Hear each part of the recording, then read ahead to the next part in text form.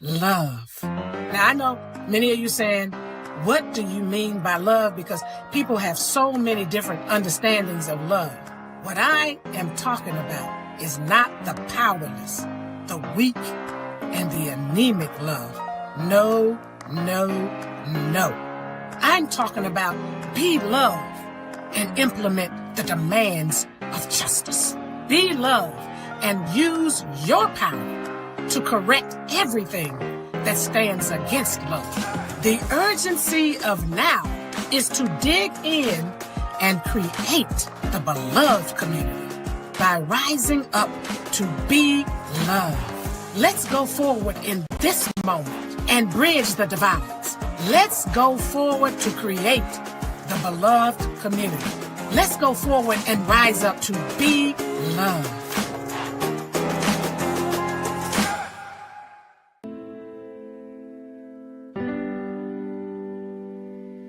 The nonviolent movement for social change must be properly interpreted, as well as developing programs that will deal with the issues of today. Dear Coretta. Dear Coretta. Dear phenomenal woman. Dear mother, I can still hear your voice lifted in song. I can still see the warmth in your eyes and feel the gentle wisdom of your words. You had a vision of the future that felt impossible to so many. But your faith, fortitude, and integrity laid the groundwork for it to become a reality. Thank you, Mrs. Coretta. For creating, for singing, for leading, for being. Heal the wounded soul. There is a God. You didn't just teach it, you lived it. You told your own story in your own words. When others spoke over you, you let your actions be a guide for those who chose to see. You are glorious, not because you are perfect, but because life's imperfections taught you grace. Sharpen your compassion and your passions. At this point, I feel even stronger, and I want you to know that you have my utmost support. You stared down hate, stood firm in your beliefs, Protected the small, prepared a place for those who were oppressed. You showed us that resistance is a discipline, integrity is a practice in empathy, and courage can be cultivated by each and every one of us. When people decide to be free and they are united together in that effort, nothing can stop them. You weathered storms, rebuilt from charred embers, conquered fear, and laughed a lot. you told us that we could be anything and that our circumstances didn't define our greatness. Most of all, you taught us that our dreams matter. Dear Coretta. Dear Coretta. Thank you. Thank you. Thank you. Thank you.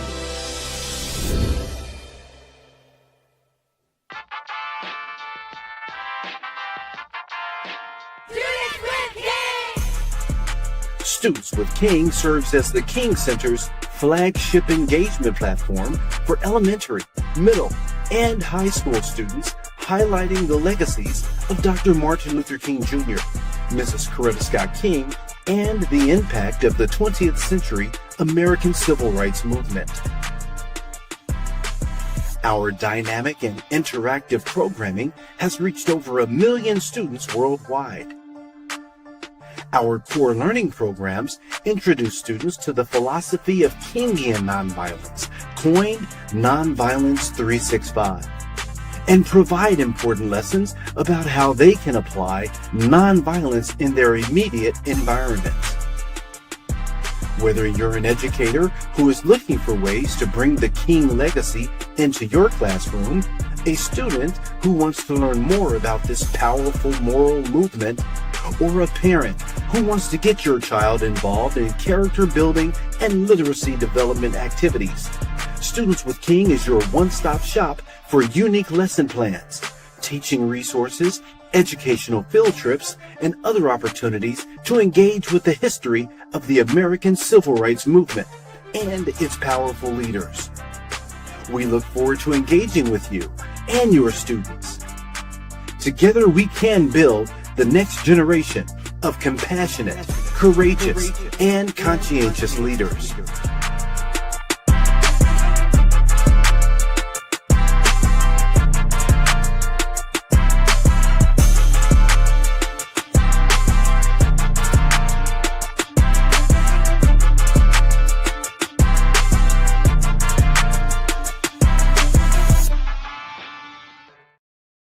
Hey, good morning, good afternoon, or good evening.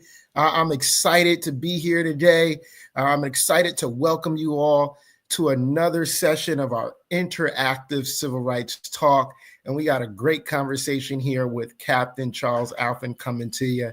I am Ian Elmore Moore. I serve at the King Center as a director of the beloved Community Leadership Academy.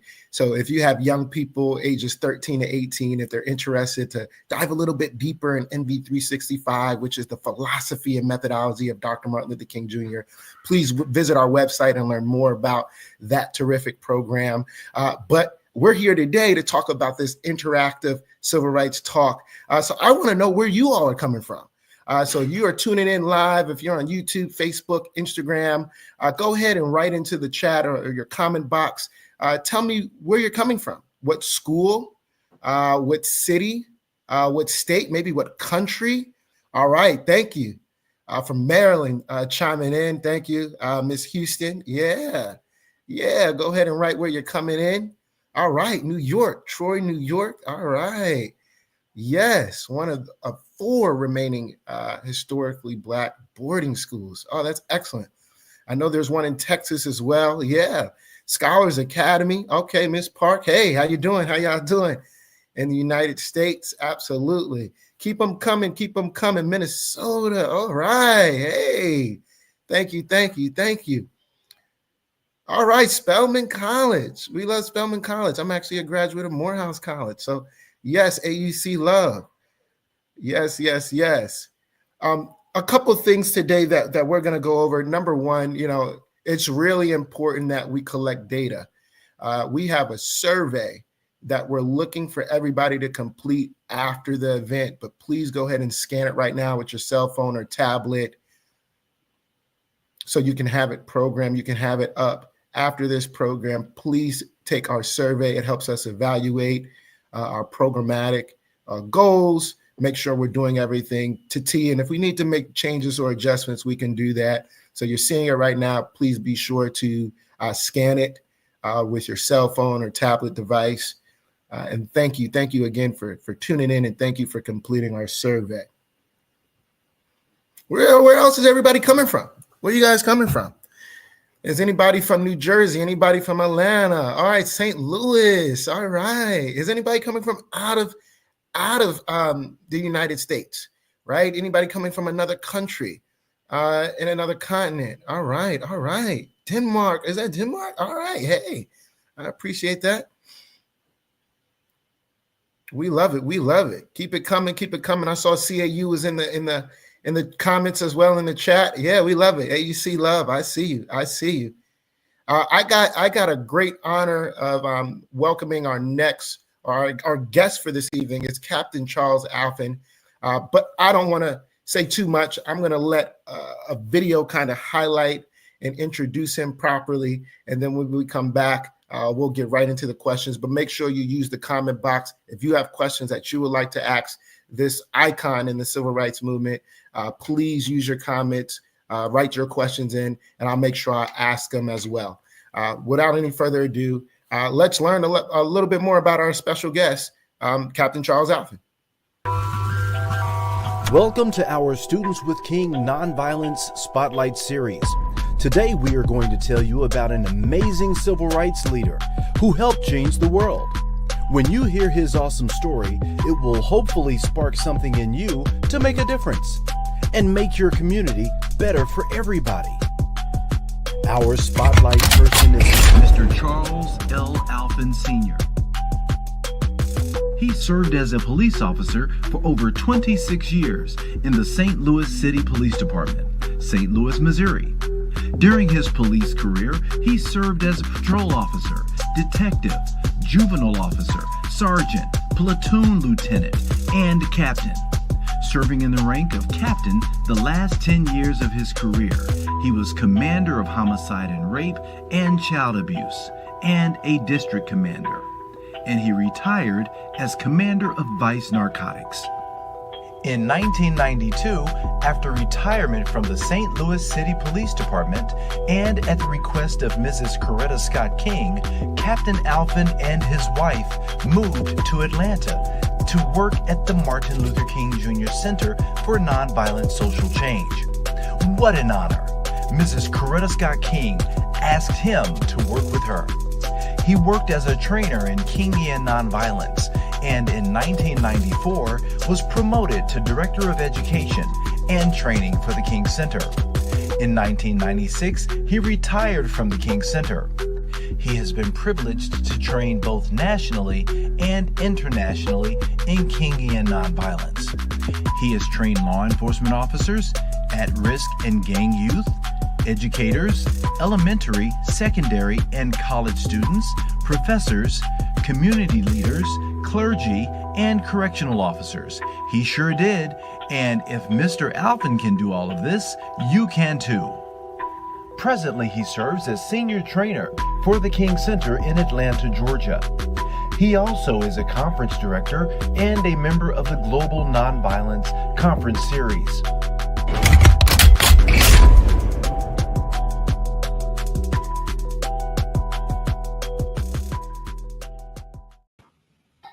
Hey, Mr. Charles Alphin, man, how you doing? Good morning. Man, I'm doing fine, man. That's a pretty good promo you got there, and I really appreciate that, and took me back from some memories, some very fond memories. Yeah, that was an excellent video, man. I learned a little bit more about you just by tuning in. So I think I would like to start to just learn, how did you get involved with law enforcement? Well, first of all, I'd like to say good afternoon or good morning to our listening audience, because I am honored to just dialogue with them. This is certainly a high privilege for me, because we're talking to our future. They are 100% of our future. So I am just delighted that they take time to listen. The teachers organize this in the King Center, Reverend Dr. Bernice King, and certainly her mother, Mrs. Coretta Scott King, and Dr. King. But this is phenomenal, and I certainly appreciate all the people who put an effort to make this happen. Well, I was born and raised in the city of St. Louis, segregated. Went to all black schools. We were legally separated by the Supreme Court of the United States of America, and I grew up just an average young man. My mother was a school teacher, and my father was a superintendent of mail clerk, post office. And I began to see violence at a very young age. When I was about 9 years old, there was a park about a little further than my mother said I could go, but I went anyway. But it was Fairground Park, and the Post-Dispatch said blacks could swim. And when I went to that park to swim, I was beaten by white people, and they tried to take my bike, and they tried to hang me by the rope they put across the street. So I was very angry and didn't know why they didn't like me. I didn't even know the people. And from there, I was experienced racism in my neighborhood and the places I went. And I joined the Army, the Air Force, President is there. And then I joined the St. Louis Police Department in 1965, and racism there in the police department. So I was consumed with it, and got married, and I had children, and I was in the educational system, and our African-American students were not achieving. And this school district in University City, just outside of St. Louis, was kind of ignoring it and said, well, that's okay. And I said, no, that's not okay. So I got involved through the education, the lack of education, academic achievement of my two sons, and a school district right outside of St. Louis, Missouri, called University City Schools. And I met Dr. Lafayette during this conflict. And Dr. Lafayette, I guess, was sent to me by the powers to be, because he was a lieutenant with Dr. King. And as he heard the conflict, he began to steer me into how we can solve this conflict without violence. So I had no idea about Dr. King's philosophy. I really didn't think Dr. King's philosophy worked with the nonviolence, didn't understand it. So I got involved by a disservice to my children in school, and also meeting Dr. Bernard Lafayette, who introduced me to Mrs. King and all the King family, Andrew Young. So I got involved with it through a conflict I had in education.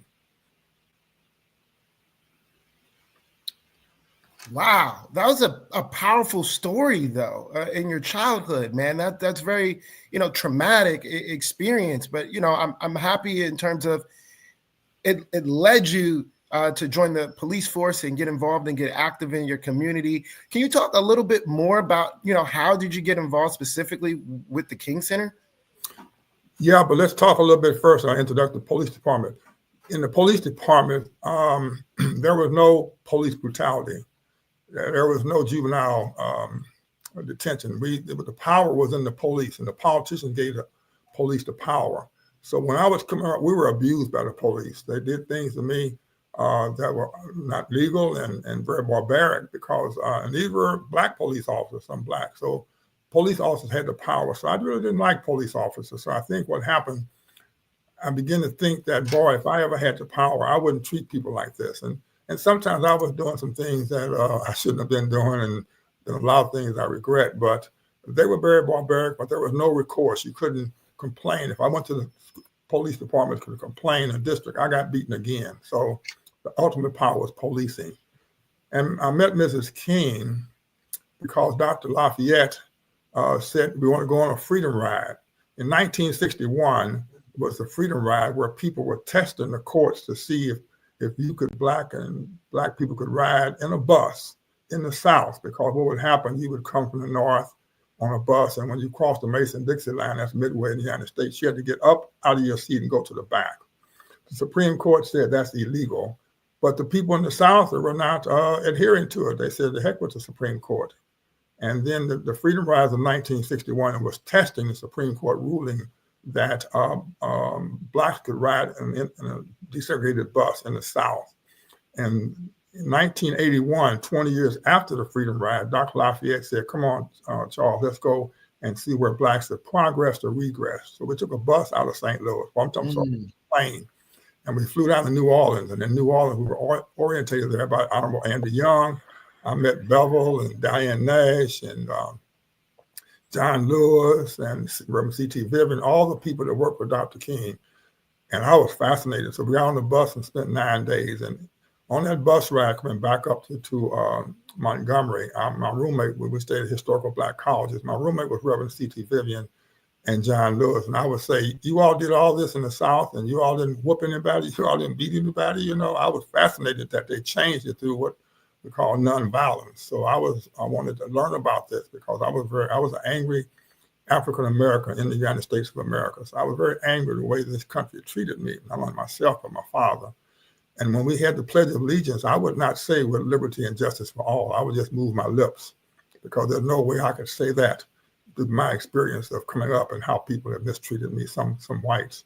So I met Mrs. King in Montgomery on that bus ride, and that was 1981. And I was fascinated, and she had a workshop at the King Center, a week-long workshop. I attended that workshop and went there for 8 years and was absorbed in it, would bring it back to St. Louis and try some of the strategies and methods that Dr. King had done in the 60s. So what we're going to talk about today is not theory. All we're going to talk about today is something I have done, not only in the United States, but all over the world. So this is not a book learning. This is my experiences and how I've grown through understanding and practicing nonviolence, not only in my social work, but in my family.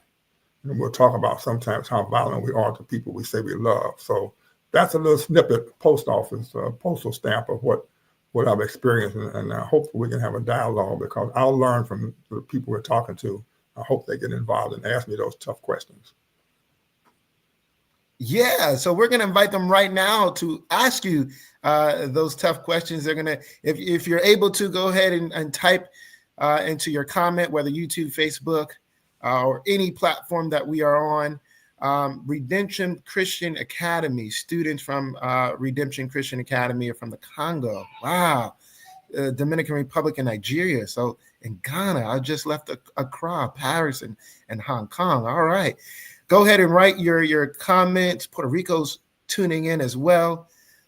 Go ahead and write your comments into the chat. We want to make sure that we ask Captain Alphin these questions from your students today. Ms. Parker coming in from Conyers, Georgia. That's excellent as well. All right, we got our first question from Ms. Park. It's from Landon in St. Louis. I don't know if you know Landon in St. Louis, Captain Alphin being from St. Louis, but the question is, what was the most significant impact he made during his career as a police officer? What was your most significant impact that you made, Captain Alphin, if you could narrow it down to maybe 2 or 3 things that were significant? Wow, that's a very good question. And boy, in 26 years, there's so much that I had to go against the grain. Well, let me just start off. When I first came back from the King Center, and I went on the radio, and Mrs. King had given me an award at Ebenezer Baptist Church, and I got back to St. Louis, and I went on the radio station, and people would say, "Look, if I'm in trouble, don't send me that policeman. Send me a police officer with a weapon and a nightstick, because I want somebody to correct the situation. So don't send me that nonviolent police officer." So it was not received, neither the community, my colleagues in the police department, because there was a macho attitude about what you should be as a police officer and the power you had, et cetera, et cetera. So I was meeting resistance of this whole philosophy, because most people didn't understand it. I didn't understand what nonviolence was. I thought nonviolence was marching and singing "We Should Overcome" and just turn the other cheek. So I didn't want any part of that. So most people didn't receive it because they didn't understand it. And I think that was the most biggest thing. But I met resistance, but I just kept at it. And I kept, because it was something that struck in me, that this is the right way to do it, because I've tried violence and I've done some things I'm ashamed of. So I was being converted, and violence is very difficult. When you use violence, you're acting out of character. So I was acting out of character up until I was 39 years old. And I left the thing. So I began to stay with it. I went to the King Center every year. All I know is Kenyan nonviolence, and there's volumes of books on nonviolence, but Dr. King was unique, and we'll talk about that. And it's very narrow, and Dr. Bernice King has narrowed it now, rebranded as Nonviolent 365, but it comes out of Kenyan nonviolence. That's the basic philosophy of Dr. King. It is not Gandhian. Dr. King pulled a lot from Gandhi, but it's different from Gandhi. So it's Kenyan philosophy as he began to educate and read and make the best out of how we could use this philosophy. And Dr. King said this philosophy is morally excellent and also functionally sound. In fact, it's common sense. So it's very practical to use this, and you can use this as a way of life, like we see at the King Center. It's not just something you use when you're in conflict. It's the way of life, the way you talk, the way you respond to people. And so it's a powerful transition, and I learn every day. So it's not something you learn and say, okay, I'll have it. So that's a little bit about my involvement. The King Center taught me everything I know. I've never studied I studied in India with Gandhi, but the King Center took me and learned and put in me how Dr. King and Mrs. King, Coretta Scott King, I worked for her. She was, that introduction did not give her enough credit, but Mrs. Coretta Scott King was a young lady that I've never seen with that much passion and tenacity to be focused and to look at all that video and the violence her family had gone through and still maintain her grace. I was so impressed with Mrs. Coretta Scott King. I traveled with her to South Africa, and I've been with her and knew the family, and et cetera. So she was like a grandmama to me. She was very special. I love to hear that. I see another question on the screen as well from Ms. Park. And I'm going to look to combine these two questions. So Ms. Park is asking, how old were you when you started working as a police officer? And also, Captain Alphin, can you speak about, I recall you saying you weren't a fan of Dr. King's philosophy of nonviolence. Can you define violence for students, since we often talk about nonviolence? So 2-part question. How old were you when you started when you became a police officer, right? 26 years in the force. When did you start? And the second question, I think it's important for our young people and all people to define violence, right? What is that, since we talk so much about nonviolence? Yeah, I was 25 years old when I joined the police department. I just come out of the service for 4 years. I had 2 children and I needed a job. And I was in college in Southern Illinois University, SIU, and they were talking about a subject that I had no idea what they were talking about. I was in there with some graduate students, so I knew that was not for me. I better get my money back. So they had an advertisement. They were advertising for police officers in St. Louis City. So I left my college class and joined the St. Louis Police Department July the 21st, 1965. I was 25 years old with 2 children. Just got out of the service, and we were making $6,110 a year. Wow. That was good money back in 1965. That was good money. And so we need it now. $6,110. And from there, I didn't answer that question about what I felt I achieved. What I believe I'll achieve, I'll just group it in a police officer. The last question was asked. I think what I did in my 26 years, I brought humanity to the police department. And everything I dealt with people as they were human beings. Not they were criminals or murderers, or et cetera. I certainly did not like that they murdered people, and I would never tolerate it. But I still understood they were human beings. So I guess what I brought to the police department is the connection between the police and the community. Policemen cannot stop crime without the community, and we need the community. And right now we don't have the community because they suspect us and they think we do a lot of wrong things. But I think I brought to humanity. You can still be a human being and enforce the laws most of the time, 99% of the time. Sometimes, and yes, I've been shot at, and I have never shot back because my Bible says thou shalt not kill. So a lot in me contradicted a lot of the values and the things that the police officers normally are accused of doing. So I guess I brought humanity, that I respected people. Nonviolence says I treat people with dignity who are not acting dignified. Nonviolence says, can you love the unlovable? Dr. Bernice King talked about love. Love brings about justice. So it's not love and affectionate love, but it's a much deeper love. So I think I had to learn that. And that's what I brought to the police department, a sense of humanity and fair play and professionalism. And then first of all, you're a person first, and then you're a police second. I love that. Can you go back to what is this definition of violence? Violence is violation. Anytime you violate somebody, you create violence. It comes from the Latin word valere, violation. So if you look at violation, if you violate people, it's a form of violence. It's not just physical. Most people say, "Oh, I'm non-violent because I don't hit anybody." Well, violence is much, much more devastating. In fact, psychological violence is much more devastating than physical violence. And I'm sure people in this audience have seen some people, even in church or in school or in their classrooms, somebody said something about them a year ago, and it still bothers them. Every time they see them, it's a psychological violence. So we have to understand that violence, we want holistic violence, not just the physical. Your tongue, when I was in homicide, your tongue is the most dangerous weapon you have on your body because your tongue can cause people to hate you and want to kill you. Now, most of the homicides in the United States are done by people who know each other. They're not drug related. They're not just stranger to stranger. It's somebody that knows you. So therefore, we got to redefine this whole thing about violence. How do you talk to your siblings? How do you talk to your mother, your tongue? That's why we call it, it's nonviolence 365, like Dr. King, Bernice King says. It's a life skill. So violence is when you violate somebody, when you bully on the keyboard, when you bully on social media, when you talk about people, gossip over the telephone. Honorable Andrew Young says if you want to be nonviolent, ask yourself 3 questions. In your gossip, when you're talking to people, in your friendship, is it true? Is it necessary? Is it kind? If you can answer yes to all 3 of those questions, then talk about anybody you want to talk about. Is it true?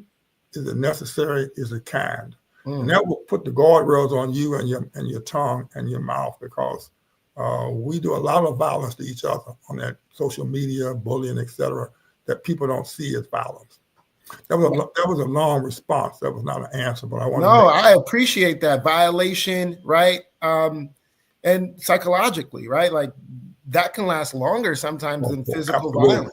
Absolutely. So we have another question coming in the chat from Redemption Christian Academy. Should Black men in America be afraid of the police? I wouldn't say be afraid. Number one, the police is your friend. If you're in trouble, you call the police for help. So I want you to never be afraid of the police. Just understand how you relate to the police, because what we do in high schools is teach young people how to negotiate a car stop when you come in contact with the police. What are the things that you do and don't do? Because a lot of things you do is causing that police to be anxious and also be afraid, because policemen are afraid. They're fearful that they're going to get hurt. And sometimes that fear causes them to do something. So therefore, we want to make sure people understand what are your rights when the police officer stops you, and don't violate your rights. We work with in Ferguson, outside of my city in St. Louis, Missouri, Dr. King and the King Center went to Ferguson, and the people there were protesting and were doing a lot of things that were illegal, that they didn't know it was illegal. And then when the police tried to stop them, they rebelled against it and then got upset because they didn't know what was legal and illegal. And I'll just give you a little hint, and not a little hint, but a fact that when Dr. King was protesting, they would talk to attorneys and make sure that they would not violate any felonies or misdemeanors, that they did not violate the law in their protesting. And they had legal people helping them to say, you don't do this and you don't do that. Police officers under the Supreme Court can resist you or can stop you and can talk to you and then arrest you if you're resisting arrest. So we have to know what the Supreme Court says about the power of a police officer in the United States. And the question is, how do you work as a peace officer? Most police are peace officers. How do you do that peace officer and not violate people's rights?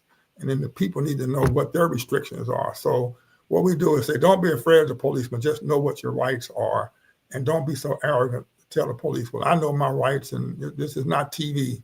And most people get their rights off that TV, that I call that TV, television, and begin to take that to what's in life. But that television is a story. It's Hollywood, and it's not real life. So make sure you know what you can do as a citizen of the United States. You have certain rights. That was good. It talks a lot about principle or step one, right? Information gathering, right? During the civil rights movement. Yeah, they're doing a lot of information gathering before they did any type of campaign to know what the boundaries are, even though they're going to be civilly disobedient. They didn't want to go too far over, right? Oh, wow. That's great. You know what brought to me? There's a difference between civil disobedience and law breaking. And in our training, we teach that, because people say, I'm doing civil disobedience. No, you're doing law breaking. There's a difference. So therefore, you have to understand, and that's very important. You prick my conscience when you say that. So we need information to these young people to say, how do you participate in a society that's a democracy that has civil rights, that protects your rights? Civil rights, so you have rights in this United States, being a citizen. And what are those rights? So absolutely. There was a question from Quinn coming from Miss Park. It says, are you still a police officer? No, I retired with 26 and a half years. And I do a lot of consulting with police, but I am not an active police officer. When I was coming back from Moscow in 1991, I call it my spirit, and I'll call it God. Those people who don't believe in God, I'm sorry if I offended it, but God talked to me on that airplane and told me I had outgrown the police department. And when I got back to the United States from the Soviet Union, I submitted my papers and retired. And incidentally, I was invited to come to New York. I was supposed to be in the New York Martin Luther King commission in New York. And Mrs. King called me and said, don't sign any papers until you talk to me. When Ms. King called you, you respond, So she changed my mind from going to New York to come to Atlanta. And, when Mrs. King asks you, you can't say no. So I came to Atlanta and been down here since 1992 in Atlanta. Let me ask you this, man, because you know you're well traveled. I'm hearing you've done some work in Africa. I'm just learning right now you went to Moscow in 1991 when the Berlin Wall was pretty much coming down and all of that's going on. Can you speak about your travels? Where have you been, and how has that helped you shape your view of nonviolence, of humanity, of agape love? Has traveling kind of broadened your horizons and learned how to treat people better? How's that? And where have you been, right? Wow. Well, I think it's 7 continents. I've been on 5. Wow. And all doing nonviolence training. When I first came down in 92, I did not have a passport. So the young people don't think where you're sitting in that classroom now and think you're going to stay in that position the rest of your life. There are some things in life that will shape you into what your vision is, what your passion is. And I had no idea I'd be doing this when I was a police officer in St. Louis. I was happy in St. Louis, satisfied. The first trip I went was the Soviet Union was going from the Soviet Union to Russia. In the Soviet Union, they had a lot of states that made up the Soviet Union. Now they have Russia. And Russia invaded Ukraine, as you know. But that's a country. They would separate those countries. And Gorbachev asked us to come with the Fellowship of Reconciliation to teach people how do you go from a communist dictatorship to a democracy. So I went to the Soviet Union to talk about what happens in a democracy. And I did some lecture at Moscow University and then went into the police department, the KGB. And then the second time I went to Tolstoy, who was very, very influential in Gandhi and Dr. King. And we went to his estate. He's from Russia. So I was there teaching the philosophy. I've been to Nigeria since 2007. We trained the freedom fighters, they call them. They don't like to call themselves gang. The freedom fighters and the violation of that oil spilling in the Delta. We've got at least 200 trainers in Nigeria. I've been to Colombia, South America 26 times with Pablo Escobar, who was drug cartels, et cetera. We have people who were with Pablo Escobar teaching nonviolence in Colombia. So wow. Colombia, Haiti, who was there when they invaded Haiti, Aristide and Cedars were arguing, been to India, studied in India, just got back from Cuba a couple of months ago. I've been to Cuba 4 times. Cuba has a Dr. King Center in Cuba and an Ebenezer Baptist Church right next door. So in Havana, Cuba. So those are little and all over the United States. But all I've done in all my travel, I'm teaching nonviolence. So it's not something I'm doing to do this on vacation. It's always coming there to teach people how do you solve your problem without fighting, when dropping bombs on women and children, and how did Dr. King did it. So it's all based on the foundation of Mrs. Coretta Scott King and Dr. King. Well, students, teachers alike, get your passports. Get your passports. Traveling changes your perspective of different things. A question coming from Charlie. I see a lot of police in the United States acting violent and brutal. Most of them are white. I think that goes to both sides, the attacker and the policeman. How is a policeman educated?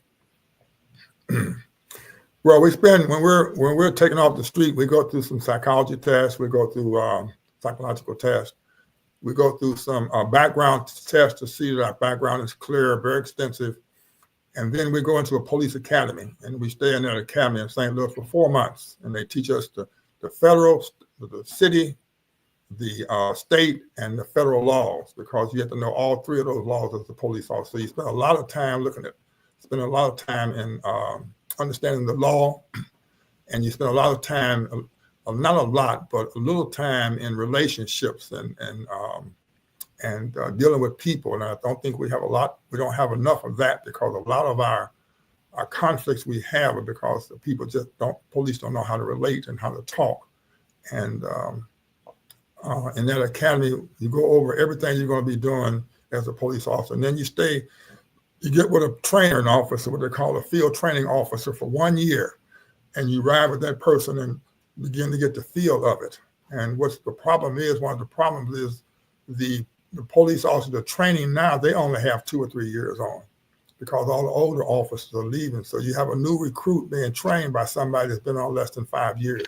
It takes you at least 5 years to really be a good police officer, really understand what's going on, That's 5 years in a fast district where they have activities, shooting, cutting, etc. So it's a very difficult, but most of your learning is with trial and error on-job training, relationships that you develop, and mechanisms you develop among yourself, or how do you de-escalate. Police officers are looking at how do you de-escalate. Some police officers can come into a situation and escalate it. But most of the time when we are, as police officers, we take our own personality, our own character, and we de-escalate. And that's something you learn, because you can't lock up everybody and you can't fight everybody. It's diplomacy and trying to de-escalate so that you don't become a problem. Sometimes policemen come into a conflict and they become the problem. That was great. Thank you for sharing that. I know we have another question from the audience. It came to me kind of directly. It's coming from Karen Deere. How do you teach nonviolence to individuals? Okay, there it goes right there. Who feel they have no choice but to fight back. How do you teach nonviolence to individuals who feel they have no choice but to fight back? Well, first of all, nonviolence is fighting back. Okay? And when you don't fight back, you're not practicing Dr. King's nonviolence. Nonviolence is not being passive and turn the cheek and walk away and just don't do anything. If in a conflict, if you don't do something, you're not practicing King and nonviolence. Andrew Young said that King and nonviolence, in fact, Dr. King said it in the interview with Douglas in 57. He said nonviolence is militant. He said nonviolence is demanding, persistent, and consistent. There's a form of militancy there. When you see something wrong, you just don't close your eyes and walk away. You have to do something, but it's not physical. So therefore, nonviolence is fighting back. Nonviolence is protecting your humanity. You don't let people violate you as a human being. So you demand respect, but you demand respect by not violating the person. And you don't get into the same action the person. If somebody is cursing you out, you don't tit for tat curse them out. So you're demanding respect and you're showing respect. What you're doing, you're showing people what you want, and it's phenomenal. It's so powerful. You have to think about how did you learn to be violent? Violence is a learned behavior. It's cultural and geographical. So I was in the hood, man. That's the neighborhood, and that's what we did. You know what I'm talking about? I love to fight. I won a lot of fights. I had to think about what am I achieving in fighting, and I'd ask the students in their experience in life, what have you changed through violence? Most of the time when you have violence, it creates more problems. And Dr. King said violence begets violence. So I had to think logically and say, hey, this ain't working. Give me something else. And then they ushered in, Mrs. King ushered in a whole nother concept of how do you fight? And in Nigeria, we told the people were freedom fighters, we said, you don't stop fighting, you just change your weapon.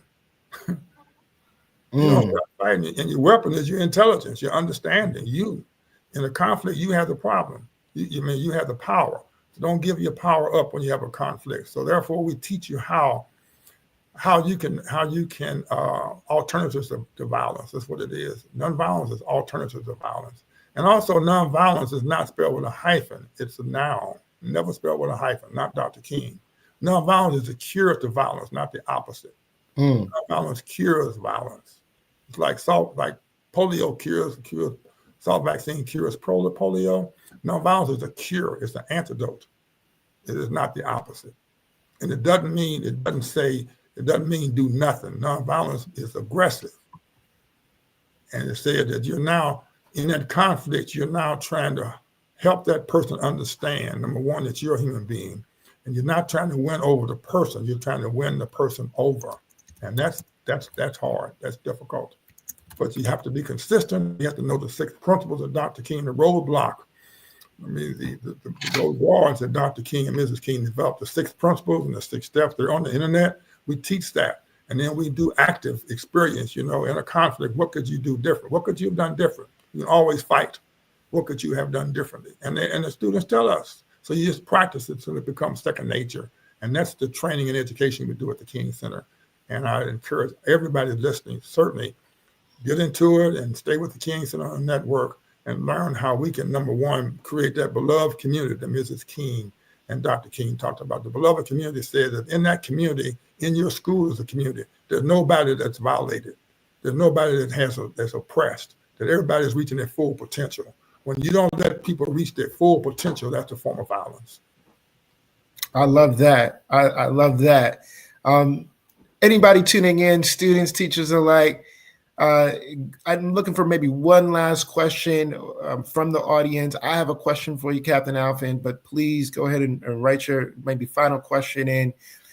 Captain Alphin, my final question is talking about Dr. King's life blueprint, right? He was speaking to students many years ago, and he was talking about a life blueprint. What is a life blueprint? What's your life blueprint? Wow, those are some real excellent questions. What is my life blueprint? Well, let's talk about Dr. King first. He was speaking to a group of middle and high school students at Barrett High School in Philadelphia about 6 months before he was assassinated. And this was a unique opportunity because Dr. King spoke to, heads of state and high degree academia people, and he was speaking at this high school and in Philadelphia, just assassinated. He was assassinated in Memphis, April the 4th. And he was telling the students that, number one, he was very proud to be there to speak to those students because they were going to have doors that were opening up that their parents could not walk in that door. And in the future, they would have doors like the people I'm talking to now. You'll have doors open up for you, and you have to be prepared to walk in. And you prepare the walking in by having a blueprint. And like in a building, he took the analogy of a building. When you build a building, it needs a blueprint. And that blueprint is the foundation that makes that building stand. And right now, you're in your foundation of making yourself, your body stand, and also your dreams and your vision. And that's education.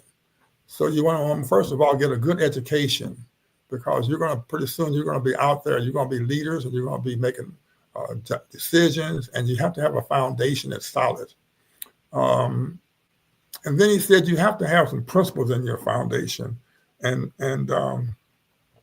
those principles are don't let people tell you who you are, that you are somebody, that you are special.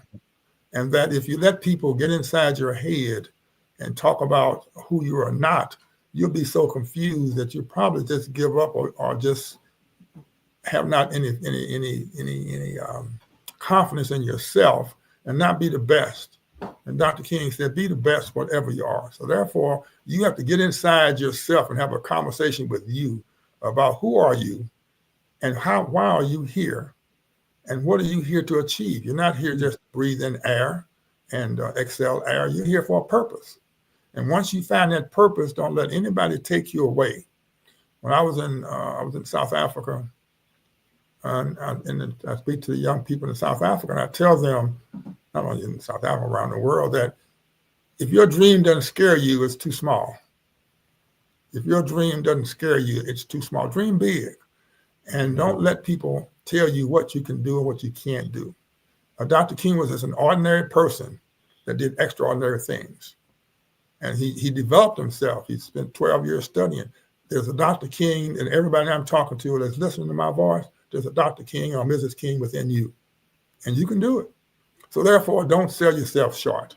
Don't let where you live or what your mother does or what your daddy doesn't do or what school you go, what grades you are now. Don't let that be an influence on how far you can go in life. So Dr. King was telling them to be somebody and understand that you are somebody. And he said you have to have some principles, and you have to have some tenacity to stick it when it gets tough. Life hadn't been a dream for me. I've had some fall downs and I've had some different disappointments, but you got to get back up and you got to brush yourself off and you got to keep moving. I always say, if you're going to walk, when you're walking, you want to stumble. You don't want to fall because if you stumble, you're stumbling forward. I made some stumbling. Walking and you stumble forward. When you slip, you fall backwards. So therefore, in life, you're going to have some stumbles, and don't worry about it. But you want to stumble forward. You don't want to stumble backwards. So therefore, that was my passion. Every time I heard a no in life, I was happy because I knew that that yes is going to come. So don't worry about the no's that you get or the disappointments or the things that you don't reach your goal, because there's a yes coming. And that's the tenacity to focus on yourself and don't let anybody take you off that dream. And that's what Dr. King was saying to the students, that you have to make sure that you understand who you are and that you're not inferior and you're not below people. You're a human being and you're special. And then myself, I took those same principles and I put it to myself that, hey, I'm not going to give up. And when I don't achieve my goal, I'll just keep on achieving, because I know behind every no there's a yes coming. And I don't look back, like putting new footprints. You all as students, you're making new footprints in the snow. Forget about your past, turn the page and look forward. And don't be a tape recorder, like you keep repeating about what you can't do and what kind of life you have and you can't study. You can study the things you do most, you do best. So if you're weak in a subject, that's the subject you ought to be studying in. Michael Jordan did not learn how to play basketball by practicing 2 minutes a day. He practiced sometimes 18 hours a day. So if you're weak in the subject, that's what you ought to be studying. And I guarantee you, if you put the effort in there, you will see achievement. This has been a powerful conversation. This is just excellent. I have this last question coming from Redemptive Christian Academy. When does teasing, bullying turn into violence? Well, let me go to the definition again. Anytime you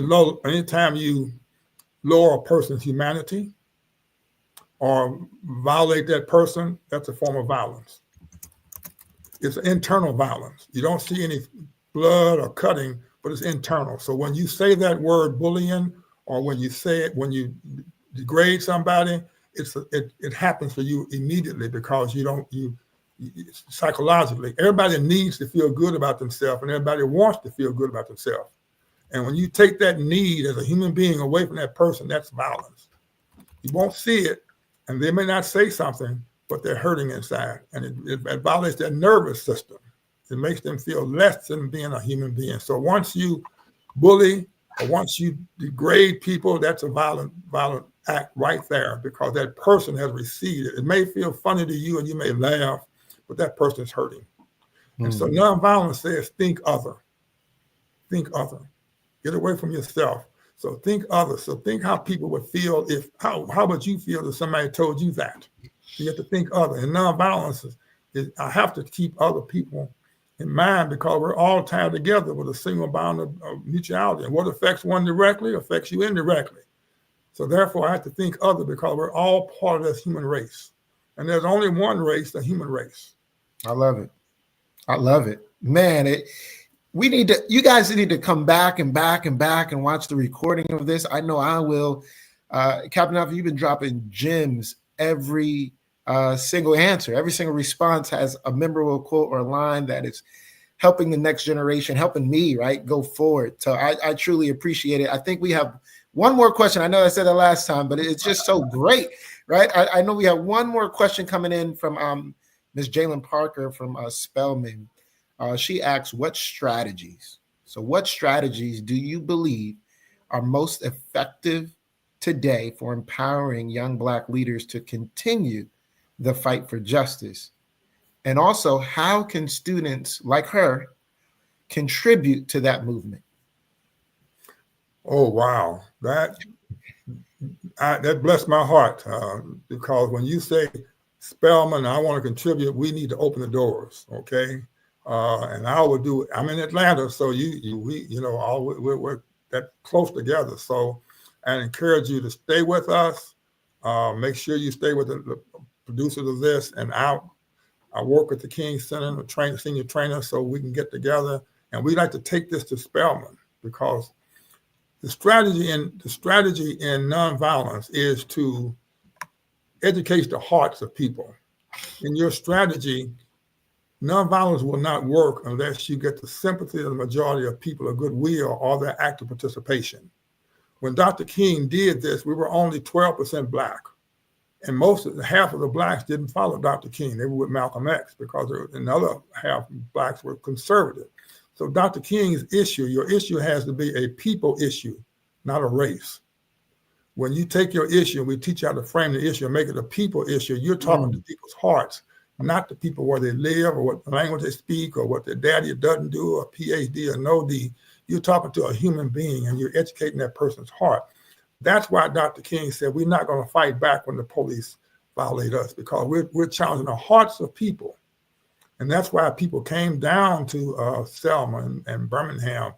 All sites, all races and ethnicities came, not just Black people. This wasn't a Black movement, it was a people movement. So therefore, we teach you how to make it a people movement when you put your issue out. And number two, that's the first strategy, is anything that's just one race, it's going to be hard to solve because the other races opt out. So therefore, your issue has to be a people, number one. And number two, you have to understand how to organize and mobilize. That's the difference. And Dr. King was a master in mobilizing, and Mrs. King also. And we went to the Washington D.C. with a holiday, and Mrs. King had a holiday for Dr. King. She mobilized over 700 organizations, and they didn't agree on everything, but they agreed that Dr. King ought to have a holiday. So you have to understand how to mobilize on one issue and join the mobilization. And that's why the system was afraid of Dr. King, because he mobilized poor whites, Hispanic, Asian, Blacks, whites. And when they had that meeting up in the Naval Academy, how do you stop Dr. King? They came out and said, there's no way we can stop him because he got soul force. If he'd have picked up a bazooka or AK-47, we have a superior force. We have an army. The army knows how to stop violence. They didn't know how to stop Dr. King. So my sister from Spelman, we teach you these strategies. We teach you the things that you're going to encounter internally. And we also teach you what you should work on, because you can't work on everything. There were people that were arrested on the bus before Rosa Parks, but they picked Rosa Parks. They had to pick your issue that has a local impact, but a national. So Dr. King picked Rosa Parks that was in Montgomery, but had national impact, because after the buses were desegregated, they said you can't segregate buses in the United States of America. That came from Montgomery. The voting rights came from Montgomery. So therefore, you have national input. I'm gonna stop there, but I'd love to give you everything I know, because I'm gonna sit in my rocking chair and rock and watch the grass grow. Well, Captain Alpha, man, I got to give you, and I think everybody watching has to give you a round of applause. GOODJOB, good job, good job. Thank you for all that you have done for us and tuning in with us today and sharing with us. And to my Spelman sister, a great segue, right? Strategies. You're looking for strategies. You're looking for techniques. You're looking to contribute. I would definitely say you have to look into NV365 online. It's something the King Center offers. So everybody who's tuning in right now, if you're interested in learning about the strategies, techniques, the methodology of Dr. Martin Luther King Jr. of the Civil Rights Movement, you have to look into NV365 online. It's an online course. We have an 18-hour one. We have a shorter version. It's in multiple languages, but it's talking about the philosophy. It's talking about the principles. It's talking about the steps. It's talking about how you change your community and create the beloved community. So Captain Alphin, again, I truly thank you for your time today. Thank you, everybody. But before we go, let's learn a little bit more about NV365 online. Nonviolence is the answer to the crucial political and moral questions of our time. The need for man to overcome oppression and violence without resorting to violence and oppression. Man must evolve for all human conflict a method which rejects revenge, aggression, and retaliation. The foundation of such a method is love. Dr. Martin Luther King Jr. changed the world when he demonstrated what could be achieved through nonviolence. Now, you can learn how to live and practice this philosophy yourself through Nonviolence 365 Online, an innovative digital experience developed by the Martin Luther King Jr. Center for Nonviolent Social Change. Nonviolence 365 Online features extensive video interviews with real nonviolence practitioners, including the King Center CEO Dr. Bernice A. King, King Center certified instructors and trainers, and veterans of the civil rights movement. Explorations of the historic campaigns that helped Dr. King forge his philosophy. Immersive, annotated reading experiences that enhance Dr. King's most influential writings on nonviolence. Custom activities, including quizzes and interactive scenarios to help you practice along the way. Real-world exercises to help you start applying nonviolence in your daily life. Nonviolence 365 is a love-centered way of thinking, speaking, engaging, and acting that leads to personal, cultural, and societal transformation. It isn't just a concept for philosophers or political leaders. Nonviolence 365 is a powerful, practical approach to dealing with conflict and dismantling injustice. Whether it's in your personal life, in your school or workplace, your local community, or a national movement. Dr. King, Mrs. Coretta Scott King, and many others sought to create the beloved community, a society built on global cooperation and equity. This wasn't a lofty utopian dream. It's a realistic and achievable goal because each and every one of us has the power to make it happen by committing to nonviolence as a way of life. Take the first step today with Nonviolence 365 online. Yes, the KingCenterInstitute.org. Go to the KingCenterInstitute.org so you can learn more about NV365 online. It's a great program. I encourage you all to purchase and participate in that online course. Number one, thank you all for participating and tuning in. Great to have you. We ask again that you take our survey. It helps us with our data. It helps us with our funding. It helps us create a better program for you. So please go ahead and take out your phone, take out your tablet, scan this code. It only takes you about 3 minutes to complete, but we truly appreciate you completing our survey for us. I also want to invite you to our next program. Literally a month from today, on March 27th, 10 a.m., we will have another interactive civil rights talk, and we're going to have a special guest, Dr. Felicia Mobley, who's a champion in the civil rights, coming from a long lineage of champions in the civil rights movement. So it's going to be another great program. Make sure you mark your calendars for March 27th, 10 a.m. Again, I am the director of the Beloved Community Leadership Academy, Ian Elmore Moore. If you have young people ages 13 to 18, make sure they apply to the Leadership Academy, which will start in June of 2025. And Students with King. Of course, we have our Reading Corner, our other programs, but visit thekingcenter.org and make sure you follow us on all social media platforms at The King Center to learn more about the programs and offerings that we have. But thank you again for tuning in, and we look forward to you joining us next time. Take care.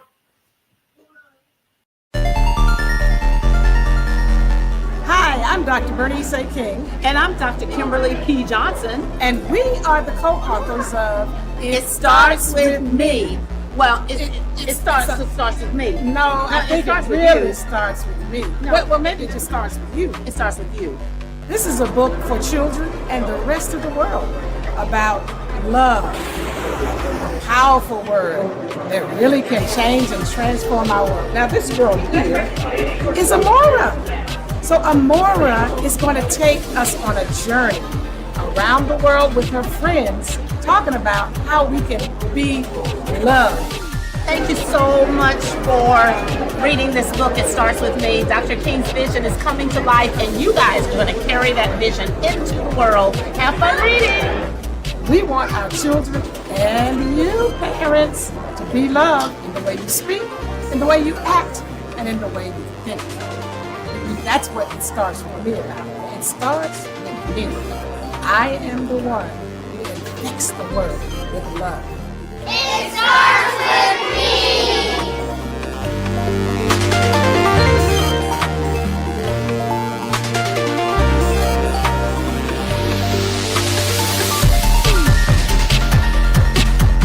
We join hands with people around the world who yearn for peace.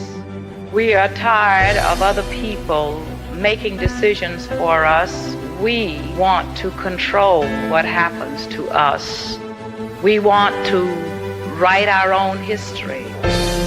we want to tell our own story because we feel that we know it better than anyone else.